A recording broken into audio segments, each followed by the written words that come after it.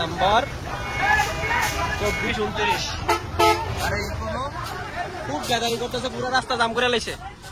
ওরা নিজেরা ভিতরে প্রতিযোগিতা লাগাইয়া চাপাচাপি করছে। এখন এই গাড়ি স্টপ গেছে, এই গাড়ির মধ্যে আটকে রাখছে। এই নিয়ে গ্যাদারিং চলতেছে, মাঝখান দিয়া সাধারণ পাবলিক হয়রান হইতেছে। ইকোনোর নাম্বার হলো 67-46। প্রথম যেখানে গ্যাদারিং হইলো হ্যাঁ, তারপরে আবার রাস্তা আইয়া এইখানে গ্যাদারিং করার কোনো কারণ আছে? নিজেরার ভিতরে সমাধান যদি করতে না পারে তাহলে গ্যাদারিং করেন কেন ভাই?